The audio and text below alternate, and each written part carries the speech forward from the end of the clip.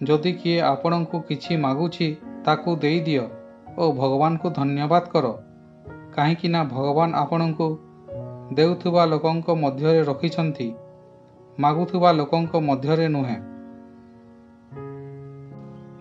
ଆପଣ ଯେତେ କମ୍ କଥା କହିବେ ଆପଣଙ୍କୁ ସେତେ ଅଧିକ ଲୋକ ଶୁଣିବାକୁ ଇଚ୍ଛା କରିବେ। ସମସ୍ତଙ୍କ ଭଲ ସମୟ ନିଶ୍ଚୟ ଆସିଥାଏ, କିନ୍ତୁ ତା ସମୟରେ ହିଁ ଆସିଥାଏ। ଆପଣଙ୍କ କର୍ମ ହିଁ ଆପଣଙ୍କ ପରିଚୟ ଅଟେ, ନହେଲେ ଗୋଟିଏ ନାମରେ ହଜାର ହଜାର ଲୋକ ଅଛନ୍ତି। ଦୁନିଆରେ କେବଳ ମଣିଷ ଏକମାତ୍ର ପ୍ରାଣୀ, ତାର ବିଷ ଦାନ୍ତରେ ନୁହେଁ କଥାରେ ଥାଏ। ଲୋକମାନେ ଆପଣଙ୍କ ବିଷୟରେ କ'ଣ ଭାବୁଛନ୍ତି ତାହା ଯଦି ଆପଣ ଭାବିବେ, ତାହେଲେ ସେମାନେ କ'ଣ ଭାବିବେ? ଲୋକଙ୍କୁ ଏହି କଥାରେ କିଛି ଯାଏ ଆସେ ନାହିଁ କି ଆପଣ ଖୁସିରେ ଅଛନ୍ତି କି ନାହିଁ। ସେମାନେ ଏହିଟା ଧ୍ୟାନ ଦିଅନ୍ତି ଆପଣ ସେମାନଙ୍କୁ ଖୁସିରେ ରଖୁଛନ୍ତି ନା ନାହିଁ।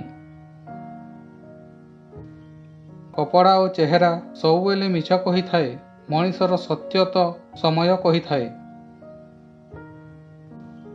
ଯେଉଁ ଦିନ ଯାଏ ଆପଣ ଆପଣଙ୍କ ଦୁଃଖର କାରଣ ଅନ୍ୟକୁ ଭାବୁଥିବେ, ସେହି ଦିନ ଯାଏ ଆପଣଙ୍କ ଦୁଃଖ ଓ କଷ୍ଟ କେବେ ଯିବ ନାହିଁ। ଆପଣ ନିଜ ଲକ୍ଷ୍ୟ ନିଜେ ସ୍ଥିର କରନ୍ତୁ, କାହିଁକି ନା ଆପଣଙ୍କୁ ଆପଣଙ୍କ ଠାରୁ ଆଉ କେହି ଭଲରେ ଜାଣି ନାହାନ୍ତି। କୌଣସି ମହାତ୍ମାଙ୍କୁ ଅପମାନ କରନ୍ତୁ ନାହିଁ, କାହିଁକି ନା ସେମାନେ ଭିକ ନେବା ପାଇଁ ନୁହେଁ, ଆଶୀର୍ବାଦ ଦେବା ପାଇଁ ଆସିଥାନ୍ତି।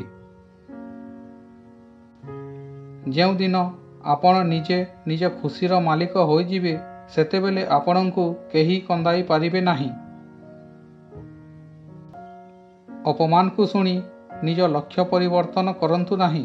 ଲକ୍ଷ୍ୟ ଥରେ ମିଳିଗଲେ ଅପମାନ କରୁଥିବା ଲୋକ ପ୍ରଶଂସା କରିବା ଆରମ୍ଭ କରିଦେବେ। କାହାକୁ ଏତେ ଅଧିକାର ଦିଅନ୍ତୁ ନାହିଁ କି ସେ ତୁମଠାରୁ ସୁଖ ଛଡ଼ାଇ ନେବ।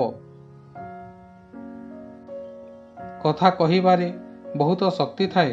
ସତ କହୁଥିବା ଲୋକର ମହୁ ମଧ୍ୟ ବିକେ ନାହିଁ ଓ ମିଛ କହୁଥିବା ଲୋକର ନିମ୍ବ ମଧ୍ୟ ବିକ୍ରି ହୋଇଯାଏ।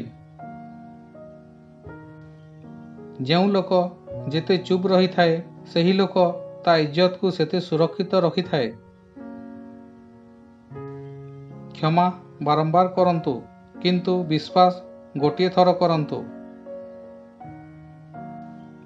କଥା କମ୍ କୁହ ଓ କାମ ଅଧିକ କର, କାହିଁକି ନା ଆଜିର ଲୋକ କମ୍ ଶୁଣନ୍ତି ଓ ବେଶୀ ଦେଖନ୍ତି।